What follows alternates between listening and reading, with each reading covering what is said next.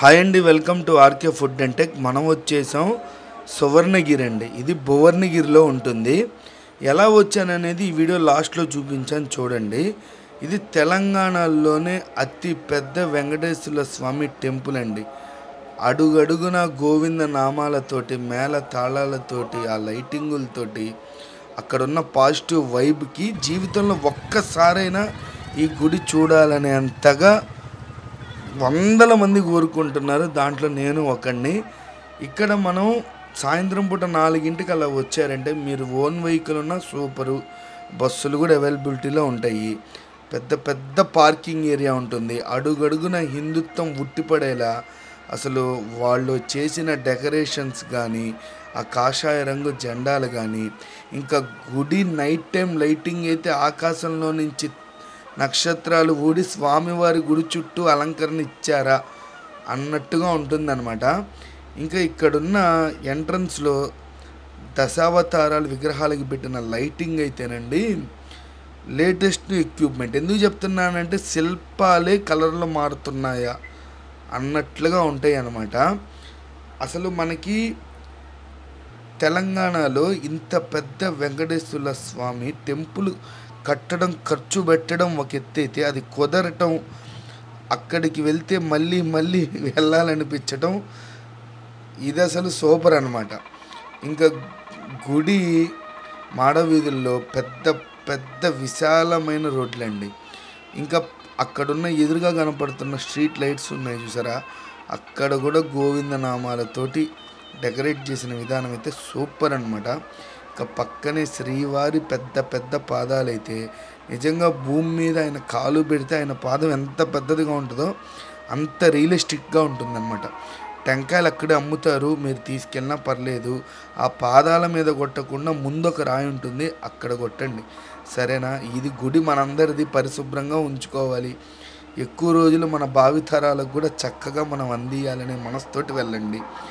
మీరు మెట్ల మార్గంలో అలా పైకి వెళ్తుంటే స్వామివారి నామాలు ఉంటాయి కదా, అవన్నీ గోడ పైన అట్లా స్టిక్కర్ రూపంలో పెట్టుంటారు. అది చదువుకుంటా అన్నీ పక్కన పెట్టేసి మనశ్శాంతిగా వెళ్ళండి. మీరు ఎన్ని టెన్షన్తోటి వెళ్ళినా అక్కడున్న పాజిటివ్ వైపుకి మీ కష్టాలన్నీ గల్లంతు. అది మాత్రం నేను రాసిస్తాను. ఇక్కడ ఇంకా స్వామివారి దశావతారాలు ఆ పాలరాయితో చెక్కుంటాయి. అక్కడున్న గాలికి అవి చల్లగా మారిపోతాయి. చాలా బాగుంది అసలు. అడుగడుగున గ్రీనరీ, చెట్లతోటి, పచ్చటి నిండైన పూల అలంకరణతోటి, స్వచ్ఛమైన గాలి. ఇంకా అసలు ఆ వైబ్ని మీరు అనుభవించాలండి. ఫస్ట్ పాయింట్ అది. వీళ్ళు రియల్ ఎస్టేట్ అండి. ఇక్కడ కట్టిన గుడి వాళ్ళు చాలా లోపలికి కట్టారు. కానీ ఇక్కడ మన లోపలికి గోపురం ఎదురుగా ఇట్లా వెంకటేశ్వర స్వామి నామాలతోటి కింద మన గడ్డి పరకలతోటి గంటల్లా కట్టుంటారు. ఆ గాలి కట్టు ఊగుతుంటే మైండ్ ఇటో వెళ్ళిపోద్ది అనమాట. ఇంకా మీరు కొద్దిగా పైకి వెళ్ళంగానే మనం నడుచుకుంటూ వచ్చిన మెట్ల మార్గం అన్నమాట ఇది. చూసారా లైటింగ్ తోటి ఎంత బాగుందో, సూపర్గా ఉంటుందండి అసలు. అడుగడుగున అందమే, అడుగడుగున ఆయన అవతారాలే, అడుగడుగున గోవింద నామాలే. మీరు ఫ్యామిలీతోటి 4ంటప్పుడు అలా కారులో వెళ్ళినా అక్కడ కనీసం 5ంటికి మీరు చేరుకున్నా, అలా 6:30, 7ంటప్పుడు అట్లా లైట్లు వేసి ఓమనే శబ్దాలతోటి, మేళ తాళాలతోటి అదిరిపోయిద్ది గుడి. ఇంకా మీరు గోపురం చూస్తే చాలా పెద్దదండి. మన హిందుత్వంలో ఉన్న చాలా రకాల చరిత్రలని శిల్పంగా చెక్కిన విధానం సూపర్ అంతే. ఈ సువర్ణగిరి అని ఎందుకు పెట్టారో కానీ పేరండి కరెక్ట్గా సెట్ అయిందండి. మీకు గుడి మొత్తం చూడాలంటే గట్టిగా ఒక 1 అవర్ నుంచి 1.5 అవర్ పడుతుంది. ఓకేనా, పసిపిల్లలున్న చక్కగా రావచ్చండి. అంత బాగుంది గుడి. ఇంకా గోవింద గోవింద అనుకుంటూ నేను 7ంటికి స్వామివారు ఎలా ఉన్నారా అని ఒకటే తపన. ఎవరికైనా ఉంటుంది కదా, మీకైనా నాకైనా. మరి ఇంత పెద్ద గుడిలో ఆయన ఇంకెలా ఉంటాడో అని. ఇంక ఇక్కడైతే రెడ్ కార్పెట్ వేసి ఇక్కడ ప్రతి వాల్ని ఒక క్లాత్ డెకరేషన్ చేశారు. సూపర్గా ఉంటుంది. ఆ లైటింగ్ కూడా మీరు గమనించండి, అసలు ఎక్కడో రాయిలో నుంచి కాంతి వచ్చింది అన్నట్టుగా అంత న్యాచురల్గా ఉంటుంది అనమాట. ఇంకా కొత్త గుడి కాబట్టి పూల అలంకరణలతోటి మనసు జివ్వుజివ్వని లాగుతుంది. అలా లోపలికి వెళ్ళిన నేను గోవిందా గోవిందా అనుకుంటూ మైండ్ పోయిందండి లోపలికి వెళ్తే మాత్రం. అసలు ఆ స్వామివారి గర్భగుడి అసలు వాళ్ళు ఎంత డెకరేట్ చేశారో, అణువణువున ఎంత స్మరిస్తూ చేశారో. ఇక్కడ వర్కర్లను కూడా మెచ్చుకోవచ్చు. అసలు ఈ డిజైన్ చేసిన విధానం, లైటింగ్ కానీ, వాళ్ళకు వచ్చిన మనసు కానీ అసలు సూపర్. స్వామివారికి ఎదురుగా ఇది చూశారు, పెద్ద పెద్ద గర్జించే సింహాలు పదుల సంఖ్యలో చెక్కిన విధానం అయితే సూపరు. ఖచ్చితంగా అర్చన టికెట్ 100 రూపాయలు పెట్టి తీసుకోండి. స్వామివారి ముందు మిమ్మల్ని నిలబెట్టి మీ గోత్రనామాలు చదువుతారు. ప్రశాంతంగా బయటకు వచ్చి కూర్చొని మీరంతా ఆ స్వామివారి నామాలు చదువుకోవడం చాలా ప్లేస్ ఉంటుంది. ఇక స్వామివారి ఒక్క మాటలో చెప్తానండి, ఆయన 20 అడుగుల ఎత్తులో అలా చూస్తూ ఉండిపోతారంతే. అసలు ఒంటి నిండా బంగారు అలంకరణలతోటి, పెద్ద పెద్ద చేతులు, పెద్ద పెద్ద కాళ్ళు కానీ అసలు ఇంకా మాటలు లేవండి. అంత బాగుంది. పదే పదే పదే పదే చూడాలనిపిస్తుంది, అక్కడే ఉండిపోవాలనిపిస్తుంది అన్నమాట. అంత వైబ్ ఉంది ఇక్కడ. అంటే ఎవరైనా ఖర్చు పెట్టి గుడి కడతారండి, కానీ ఇక్కడ సువర్ణగిరిలో ఆ పాజిటివ్ వైబ్ అనేది మీరు మనసుతో చూస్తే అర్థమవుతుంది. అంత బాగుందన్నమాట.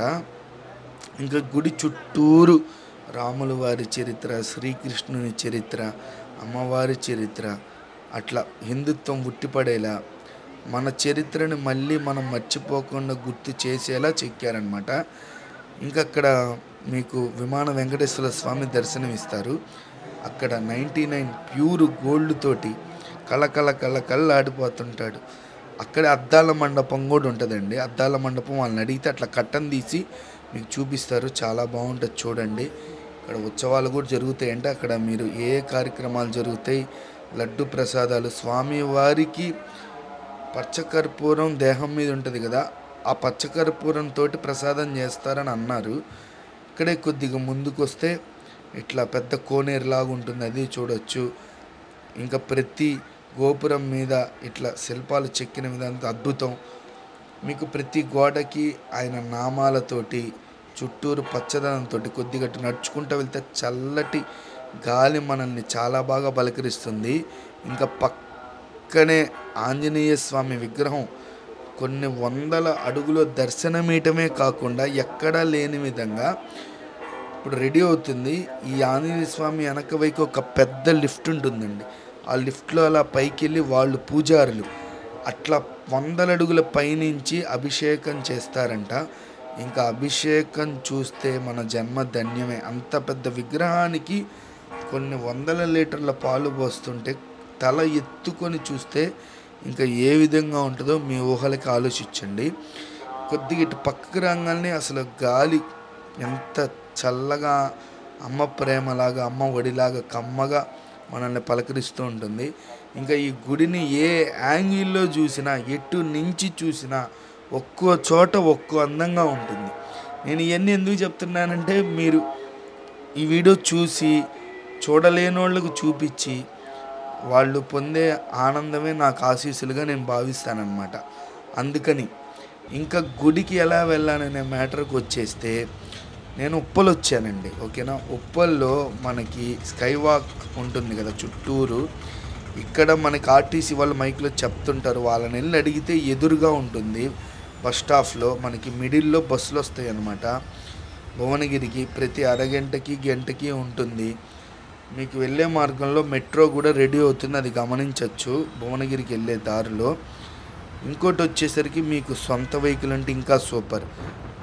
బండి మీద అయితే ఒక 50 కిలోమీటర్స్ కాబట్టి ఇంకా అది మీ ఇష్టం. మనకి భువనగిరికి వెళ్ళే దారిలో పక్క రోడ్లో చెరుకు రసం చేత్తో పిండుతా కొంతమంది శ్రమిస్తుంటారు. ఎక్కడ ఉండదు, షిరిడి తర్వాత ఇక్కడే. ఖచ్చితంగా ఆగి మీరందరూ తాగి సంతోషించండి. ఇక భువనగిరి ఎంట్రీ వస్తున్నాగానే ఒక అమ్మవారి గుడి టెంపుల్ పేరు చెప్తారు, అది గుర్తుపెట్టుకోండి. అమ్మవారి టెంపుల్ దగ్గర దిగాల్సి ఉంటుంది. ఇక్కడ మనకి రోడ్డు మీద దిగంగానే అటువైపు నడుచుకొని వెళ్ళడానికి మధ్య మధ్యలో హోల్స్ కూడా ఉంటాయి. ఇంకా వెహికల్ అయితే కొద్దిగా పైకి వెళ్తే యూటర్న్ తీసుకోవాలి. మీకు ఈ గుడి ఆవరణ వస్తుందంటే భువనగిరి బస్ స్టాండ్ పక్కన ఎదురు రోడ్లో ఉంటుంది. అక్కడక్కడ చిన్నజీరి స్వామి గారు వచ్చి ఓపెన్ చేశాను ఫ్లెక్సీలు ఉంటుంది. కరెక్ట్గా మనకు భువనగిరి సువర్ణగిరి వెంకటేశ్వర స్వామిని చూడటానికి ఒక పెద్ద డాబా కట్టారు. ఆ డాబా దగ్గర ఆటోలు ఉంటాయి. మనిషికి 20 రూపాయలు తీసుకుంటారు. ఎక్కువ మంది ఉంటే 20, తక్కువ మంది ఉంటే ఒక్కోళ్ళకి 50 తీసుకుంటారు. అలా మనకి మెయిన్ రోడ్ నుంచి గుడి లోపలికి 3 కిలోమీటర్ల నుంచి 4 కిలోమీటర్లు ఉంటుంది. గుడి లైటింగ్ తోటి అట్లా కనపడుతూ ఉంటుంది. మనం ఎప్పుడెప్పుడు లోపలికి వెళ్ళి ఎలా ఉందని చూద్దాం తపన అయితే మీలో ఉంటుంది అనమాట. ఇంక ఇక్కడ లోపలికి వెళ్ళి 4 కిలోమీటర్ల లోపలికి వెళ్ళేటప్పుడు రోడ్డు అయితే లైటింగ్ ఉండదు. మీ వెహికల్ లైటింగే మెయిన్ ఇంపార్టెంట్. ఎదురొచ్చే వెహికల్స్ చూసుకుంటూ వెళ్ళండి. ఇక్కడ కొద్దిగా గతుకులు, రోడ్డు చిన్నదిగా ఉంటుంది, బాగా దుమ్ముగా ఉంటుంది. గుడి చాలా లోపలికి కట్టారు. అక్కడున్న మరి ఏరియా డెవలప్ కావాలని వీళ్ళు అనుకున్నారేమో, అందుకని లోపల కట్టుంటారు. ఇది అనమాట మీకు కనపడే లైటింగే, మా వెహికల్ లైటింగే. ఓకేనా? Love you all. సబ్స్క్రైబ్ చేయడం